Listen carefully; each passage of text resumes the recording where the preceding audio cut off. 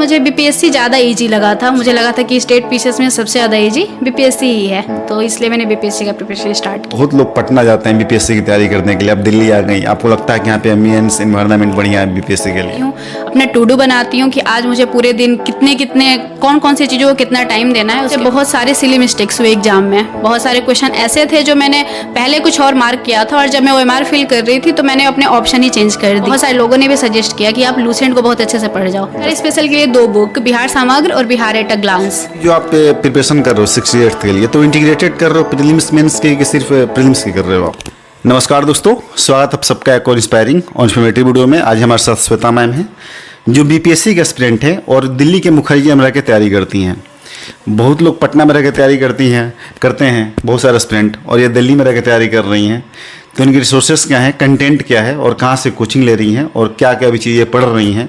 68th के लिए जी जान से लगी हुई हैं, तो अभी इनके क्या रिसोर्सेज हैं और किस तरीके से तैयारी करें 68th के लिए, उस पर बात करेंगे। तो यदि आप लोगों को मेरा काम पसंद आता है तो इस वीडियो को लाइक करिएगा सपोर्ट के लिए, और चैनल के सपोर्ट के चैनल सब्सक्राइब करना मत भूलिएगा। बहुत सारे टॉपर्स का हमने इंटरव्यू किया है बीपीएससी में, तो अब मुझे लग रहा था कि थोड़ा एस्पिरेंट के भी मतलब कि स्ट्रगल को दिखाया जाए, जर्नी को दिखाया जाए, कि जिससे आपको ये पता चले कि आप जो कंपटीशन वाले माहौल में रह रहे हो उसमें एक एस्पिरेंट किस टाइप की चीज़ों को फॉलो करता है दिल्ली में रहकर। तो सबसे पहले आप हम स्वागत करते हैं, ब्रीफली अपने बारे में बताएं आप। मेरा नाम श्वेता राय है, मैं यूपी से गाजीपुर डिस्ट्रिक्ट से हूँ। मैं यहाँ गांधी विहार में 6 महीने से रह रही हूँ, और उसी टाइम से मैंने अपना बीपीएससी का प्रिपरेशन स्टार्ट किया है। तो आपकी पढ़ाई लिखाई कहाँ से हुई है, एजुकेशनल बैकग्राउंड क्या है आपका? मैंने यूपी से ही 10th पास किया है, उसके बाद मैंने 12th पास किया है, उसके बाद मैंने DU से अपना ग्रेजुएशन कंप्लीट किया है। जी, तो आपको ये मोटिवेशन वगैरह की बात करी है कि कहाँ से मोटिवेशन मिला सिविल सर्विसेज के लिए, बीपीएससी के लिए खास करके? सिविल सर्विसेज का मोटिवेशन मैंने जब 12th के बाद IIT का प्रिपरेशन किया था, तो मैंने सोचा था कि मेरा IIT क्लियर हो जाए तो ही मैं इंजीनियरिंग करूँगी, नहीं तो नहीं करूँगी। तो नहीं हो पाया ऐसा, तो फिर मैंने सोचा कि चलो ये नहीं तो कुछ बड़ा ही करेंगे। तो उसके बाद मेरे माइंड में UPSC का आया था। फिर उसके बाद जब मैं सिविल सर्विसेज का प्रिपरेशन मैंने स्टार्ट किया, तो जब मैंने स्टार्ट किया था तो मुझे लगा था कि मैं चीज़ें कर लूँगी, UPSC हो जाएगा। पर जब प्रिपरेशन स्टार्ट करते हैं तो हम जब डेप्थ में चीज़ों को पढ़ने लगते हैं तो आइडिया लगता है कि नहीं, इतनी भी ईजी चीज़ें नहीं हैं।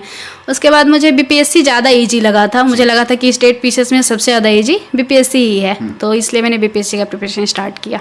और इसका मोटिवेशन हमारी सोसाइटी से आता है। हम यूपी, बिहार, झारखंड, मतलब ऐसे एरिया से बिलोंग करते हैं जहाँ पे हम बहुत सारी चीज़ों को देखते हैं। लोग छोटी छोटी चीज़ों के लिए स्ट्रगल कर रहे हैं, तो मुझे ऐसी जॉब करनी थी जिसके थ्रू मैं सोसाइटी के लिए कुछ कंट्रीब्यूट कर पाऊँ, तो इसलिए।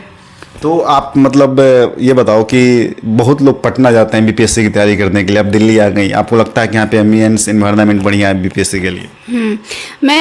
क्योंकि मैं दिल्ली आई थी क्योंकि मुझे स्टार्टिंग से ही लगा था कि जब भी हम यूपीएससी का कुछ सर्च करते थे तो दिल्ली में कोचिंग्स हैं, सारी चीज़ें हैं, तो मैं इन्वायरमेंट के लिए यहाँ पर आई थी। और मैं यहाँ पे आई, मुझे बहुत बेनिफिट भी मिला। यहाँ पे अच्छे लोग, सीरियस एस्पिरेंट मिले। बहुत सारे लोगों का कितनी बार उन्होंने मेंस लिखा हुआ है, तो उन लोगों से भी बातचीत होती है, तो मुझे यहाँ पे अच्छा इन्वायरमेंट मिला। खर्च अभी आपका मतलब कि रूटीन की बात करी जाए कि आपका डेली रूटीन वगैरह क्या होता है, किस टाइप से आप मतलब बीपीएससी की प्रिपरेशन के लिए टाइम को आप देते हो, क्या किस टाइम में पढ़ते हो? हाँ, मैं सुबह में 8 बजे अगर उठ गई तो 8 से 9 का जो भी मेरा सुबह का मॉर्निंग रिचुअल रहता है, मैं अपनी सारी चीज़ें करके मैं लाइब्रेरी चली जाती हूँ।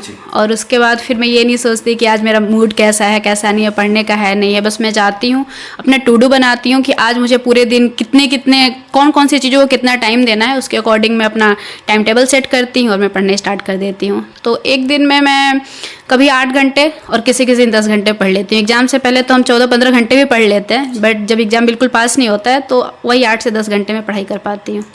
तो अभी आप क्या पढ़ रहे हो 68th के लिए? अभी आपने क्या स्टार्ट किया है, क्या कौन सा चीज़ आप पे ज़्यादा फोकस कर रहे हो? अभी तो मैं घटना चक्र बहुत अच्छे से सॉल्व कर रही हूँ, क्योंकि जो मैंने 67 का प्रीलिम्स दिया था उसमें मुझे ये फील हुआ कि मेरी प्रिपरेशन तो बहुत अच्छी थी। मैंने अपने नोट्स वगैरह भी आपको दिखाऊंगी, वो मैंने बहुत अच्छे से बना रखा है। मैंने बहुत अच्छे से प्रिपरेशन किया था, प्रीवियस ईयर को देख करके नोट्स बनाए थे, बट मैं उतना अच्छा कर नहीं पाई। मुझसे बहुत सारे सिली मिस्टेक्स हुए एग्जाम में। बहुत सारे क्वेश्चन ऐसे थे जो मैंने पहले कुछ और मार्क किया था, और जब मैं OMR फिल कर रही थी तो मैंने अपने ऑप्शन ही चेंज कर दिए लास्ट में जा करके। तो मेरे से ये गलती हुई। तो इस बार मैं टेस्ट पे और घटना चक्र क्वेश्चन पे ज़्यादा फोकस कर रही हूँ। तो जैसे कि हम इंटरव्यू शूट करने से पहले बात कर रहे थे, तो आपने बताया कि मतलब ऐसा भी आपने मेंशन भी एक सिली मिस्टेक्स आपने किया, एग्जाम का प्रेशर जैसे हैंडल नहीं कर पाते हो। तो बेसिकली किस टाइप का मतलब प्रेशर होता है, मतलब क्या होता है मतलब माइंड में कि जब एग्जाम देने जाते हो तो मतलब घबराहट ऐसी है क्या होती है? हाँ, एग्जाम से पहले अगर आप मेरे से कोई क्वेश्चन पूछते हो, मुझे बहुत क्लियरिटी होती है कि इसका आंसर यही होगा। बट जब मैं वहाँ हॉल में थी तो मुझे ये फील हुआ कि मतलब मुझे जिस चीज़ में बहुत अच्छे से क्लियरिटी थी उसमें मुझे दो ऑप्शन आने लग गए। जैसे एक क्वेश्चन करेवा कल्टीवेशन करके था, उसका मुझे पता था पहले कि इसका तो सैफरॉन आंसर होगा, बट वहाँ पे मुझे पता नहीं कैसे ग्रेप्स ऑप्शन में आने लग गया कि नहीं हो सकता है कि ग्रेप्स भी हो जाए। तो एग्जाम का प्रेशर होता है, वहाँ पे चीज़ें बहुत अच्छे से नहीं आ रही होती हैं। जब जैसे हम घर पे क्वेश्चन सॉल्व करते हैं तो हम फ्री माइंड से बैठे होते हैं, सब कुछ अच्छे से रिकॉल हो रहा होता है। वहाँ पे ना आपको याद तो आता है लेकिन 100% याद नहीं आता जो भी आपने पढ़ा होता है। तो ये एग्ज़ाम का प्रेशर होता है जिससे सिली मिस्टेक्स हो जाते हैं।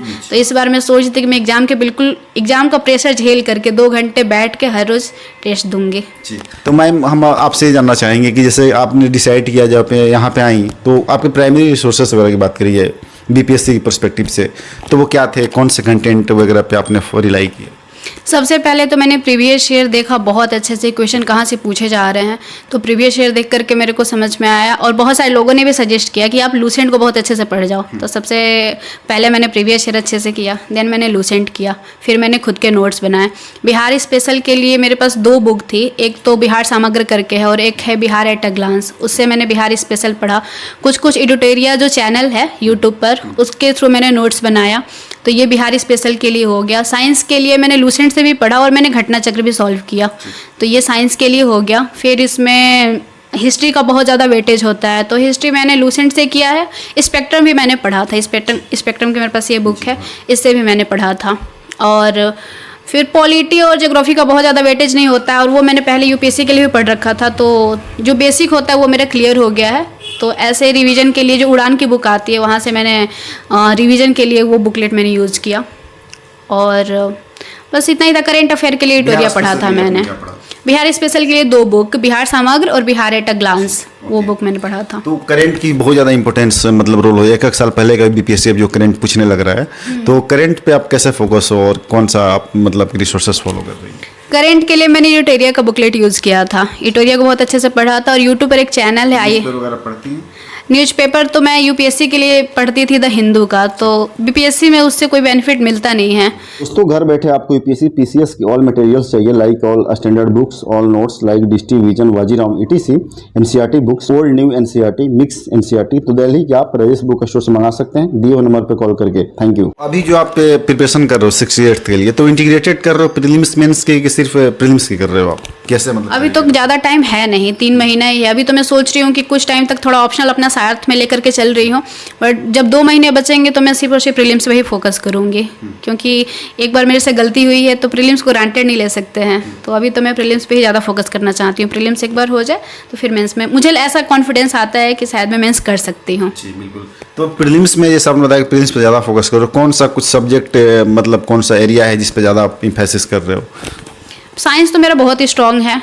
मुझसे गलती हुई थी हिस्ट्री में, क्योंकि हिस्ट्री मैंने इससे पहले भी नहीं पढ़ा था। यूपीएससी की जो लोग प्रिपरेशन करते हैं नॉर्मली वो हिस्ट्री, क्योंकि हिस्ट्री क्वेश्चन सही ज़्यादा हो नहीं पाते हैं, तो हिस्ट्री मैंने बहुत अच्छे से नहीं पढ़ा था। तो अब मैं हिस्ट्री अच्छे से करने जा रही हूँ। और करेंट अफेयर्स में मेरे से गलती हुई थी, तो करेंट अफेयर्स को बहुत अच्छे से करने जा रही हूँ। बाकी साइंस ही स्ट्रॉन्ग है मेरा। बिहार स्पेशल मैंने ठीक से कर लिया है, तो जहाँ पे लैग कर रही हूँ उसको इम्प्रूव करने जा रही है अभी मैं। जैसे कि नोट्स वगैरह बनाना बहुत इंपॉर्टेंट हो जाता है, तो नोट्स वगैरह आपने बनाना स्टार्ट कर दिया अभी से, या फिर जैसे कि कोई बताता है कि फर्स्ट रीडिंग के बाद ही नोट्स बनाना चाहिए, और कोई बताता है कि 2 या 3 रीडिंग के बाद आइडियली नोट बनाना जाए तो ज़्यादा अच्छा होता है। तो आप मतलब नोट्स अभी से बनाना स्टार्ट कर दिया फिर और रीडिंग आप करने के बाद करोगे? नहीं, तो मैंने तो बहुत बार पढ़ चुकी हूँ। मेरा नहीं भी तो 6-7 बार मैं किसी भी बुक को पढ़ ली हूँ। लूसेंट भी मैंने कई बार पढ़ लिया है और मैंने नोट्स भी अपने बना रखे हैं। तो नोट्स तो मेरा ठीक ठाक बन गया, पर नोट्स होता है ना, कभी भी कंप्लीट नोट्स नहीं होता, हमेशा वो अपडेट होते रहता है। तो ये नोट्स है मेरे पास जो मैं हमेशा अपडेट करते रहती हूँ। थोड़ा अपने नोट्स दिखाइए आप। ये मेरा साइंस का नोट्स है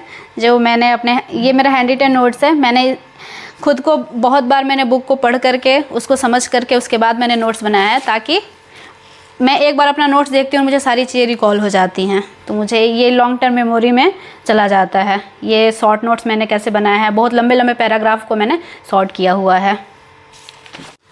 तो thank you so much Shweta ma'am कि आपने अपनी जर्नी और जो है कि स्ट्रगल कैसे आप कर रहे हो, एक एस्पिरेंट के तौर पे आप किस तरीके से मतलब पढ़ाई कर रहे हो, क्या क्या आप कंटेंट वगैरह फॉलो कर रहे हो। तो डेफिनेटली एस्पिरेंट जो आप भी इनको सुन रहे हैं आपको इससे फ़ायदा मिला होगा। थैंक यू सो मच इस वीडियो को आपको देखने के लिए। तो आपको वीडियो अच्छी लगी तो इस वीडियो को लाइक शेयर और चैनल को सपोर्ट, चैनल सब्सक्राइब करना मत भूलिएगा।